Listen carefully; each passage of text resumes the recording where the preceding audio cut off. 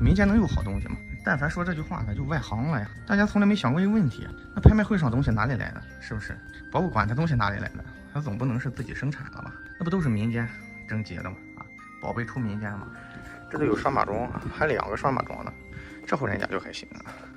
今天一个大叔给我打电话啊，我说家里有个东西过来看看。那行，咱过去看一下哈。你看你懂的，你懂的，你看看。好，你看老师专业的。这个按行里这叫300件啊。按瓷器行里这叫300件。啊。哎，再矮点的叫150件。啊，这个物件不小。还是不小。就是价位不到了嘛，这不按说。哦，好。这头10好几年看我北京来，我听说这济南有鉴定的，我弄个他公交车就没坐，弄个专车啊，这还没了，哎，我就去鉴定了，他说是是真的，我说能值多少钱？他说这个都是那个几十万是一跑，东西是真的，没有跑啊，一眼闪开门啊，一看就一眼就知道东西，内行人一大眼一看啊，这个龙这个气息在那，哎，但是代表了这个龙不代表咱中国，是，但是你说那什么这个10几年前估价几十万，这个价还弄不了，行里价可到不了啊，现在。遇见都爱好的，确实很欣赏的，亮出这个钱。你说这个是有这个事，他就喜欢，哎对，那他也可能出高价，但是说咱要正常行情，你说这个价咱还弄不了啊，弄不了，挺大气这个劲儿，还是太威武了，双龙戏珠啊，底下是海水纹，对，这还有4个戏哈，润戏，兽头的，兽头，像这种物件在民间不大多了，这是。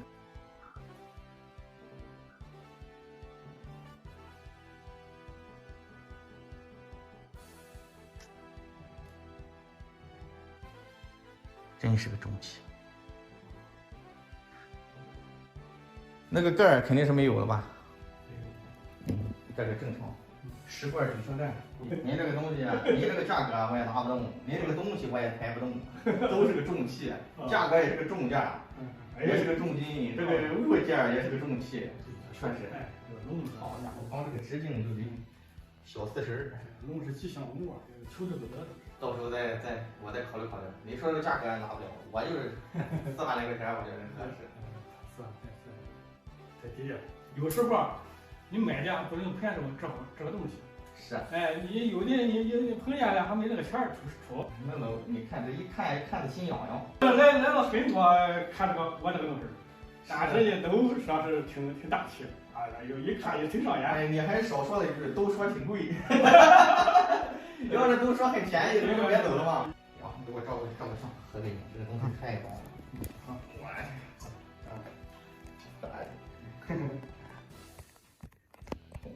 2个人才能抱动的，大叔怕什么？怕那个啥？怕我给废了吧？哎呀，其实我也很激动，我相信大家见了这个也很激动。激动的是什么？见到龙啊都很激动。为什么呀？因为我们自古说是龙的传人，龙是整个中华文明的一个主宰。所以说见到龙啊都很激动。你就跟孔子形容龙是怎么形容的？说呀，龙啊，和而成体，散而成章，成云气而守护于阴阳，这是一种吉利的象征，是一种权威的象征，威严的象征。这个古代啊，解文说字里边早就说龙啊是鳞虫之长啊，说能幽能明啊，能细能聚，能小能大，春分而登天，秋分而潜源。解释的多好，有些时候我们刚说啊，我知道什么是龙，但是又说不出来。关于龙的有很多东西，我们都感觉很神秘。其实呢，大体一了解就熟了。你比如说龙有9子，龙还有9嗣。咱说龙的9嗣，9嗣指的是什么呢？也就是说集众家之长，这有点与这个儒教思想吸收这些各种文化有关系。说龙啊，头似驼，脚似鹿，眼似虾，耳似牛，颈似蛇，鳞似鲤，腹似肾。这个肾啊，就是海市蜃楼的肾。肾到底是什么？就是咱说大蛤蜊啊，我们山东方言大嘎啦，就是这么个意思。然后呢，还有什么呢？说爪似鹰，爪似虎。你看9嗣，龙有9子啊，大家都知道，但是很多时候分不清楚，跟大家也大体说一下。老大呀，叫囚牛，一般在琴头上，它好吸音律。老大叫囚牛，记住了啊，好吸音律。老二啊叫牙子，睚眦必报，刀剑上这都是牙子，是这牙子，你可以这么去理解。老三啊叫朝风，哎，看那种庙头上它都简化了，蹲着一个东西那尖上，一般那叫朝风啊。老四叫普劳，普劳是什么？在大钟上一敲啊，那钟响嘛，然后这个普劳啊也跟着大声的喊啊，他越声音大，他声音越大，他好声响，叫普劳。老五叫酸泥，你记住，所有香炉上的一些兽看着像狮子，你可以都理解为酸泥，它好吸烟雾，好守到炉子边儿，酸泥啊。再一个那个老六是碧玺，就是驼背的大王八，那就叫碧玺，也叫霸下啊。老七啊，有的也叫彼岸，他是喜欢诉讼，一般啊在古代的衙门上会挂一个兽头，那就是比干。老八啊，那就大家很熟悉了，叫饕餮，吃不饱的那个叫饕餮。哎，这个老九啊叫螭吻，吞起兽在那个大殿上两侧咬着两个柱，有的时候后边啊会插着一个剑，啊都是镇殿。所以说啊，对于龙来说，越喜欢的越想了解。咱看一下，今天出来正好逛逛，休闲一下子，然后再跟那个大叔去了解一下，看能不能拿下。我收藏小哥，喜欢收藏，喜欢收藏背后的故事，请关注、点赞。万万没想到，小哥文化小馆第一位客人竟是白老师。来了，这不能叫小哥了，这要收藏大哥啊！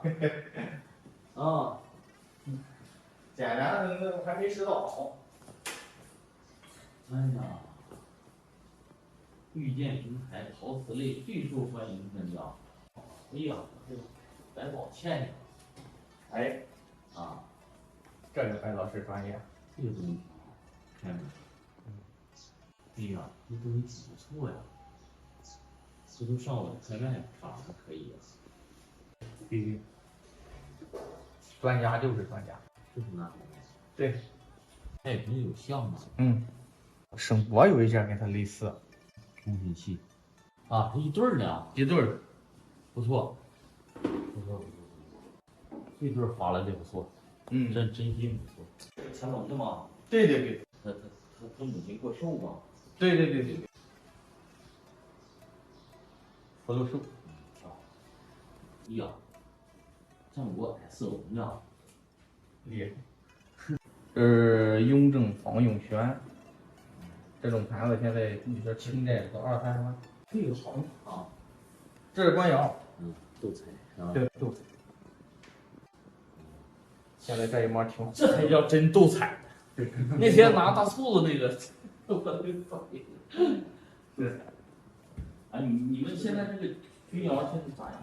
你想找个全品好的太难了，处处有好的，有挂红的。你看我这有金元手的，因为挂这点红，这个价格就上来了。天子呼来不上船，自称陈氏酒中仙。对，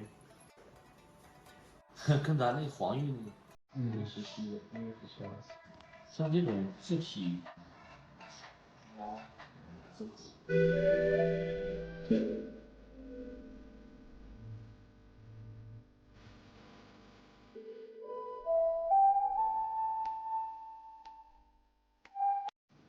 万万没想到的是，今天白海波白老师啊，能够莅临我的文化小馆，非常荣幸。我没有想到啊，我的第一位客人就是这个咖位的。您作为国内啊著名的艺术品鉴定专家，华山论剑、华玉之门啊玉器鉴定专家，那么在这里借这个机会呢，我也想问您一个问题，替广大朋友问一下啊，这个问题一针见血，什么呢？就是说如何能成为玉器鉴定高手？每个专家和每个专家的成长之路不同，那么呢殊途同归，都想成为鉴定高手。希望您呀，咱们集思广益，也跟大家分享一下。这样，我结合我的个人的成长啊，给你简单做一个分享啊。第一呢，就是多看馆藏，多看标本实物，但是前提你要知道馆藏你该看什么，你要注意的哪些的点如果你仅仅是对着它看，我相信你看30年也没有用，因为你没有进入到那个体系当中。如何进入呢？就是说我们要通过馆藏这个器物，我们要捕捉到它很多的这个鉴定点、鉴定信息出来。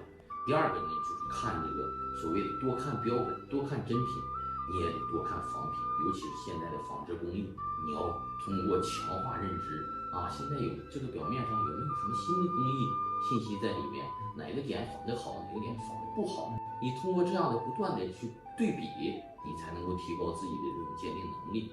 第三呢，就是最好的老师是手里的标本。如果你永远不下水，就是如果你想练游泳，你请孙杨来奥运冠军来给你当教练，你永远不下水，你也学不会。理论认知你需要去体验理论认知，验证理论认知，实践。对，这个过程是你逃不过去的。我身边在鉴定的过程当中，理论知识甚至比我都丰富，我都说不过他。但是他这种理论没有这种实践的经验作为辅佐，空中楼阁。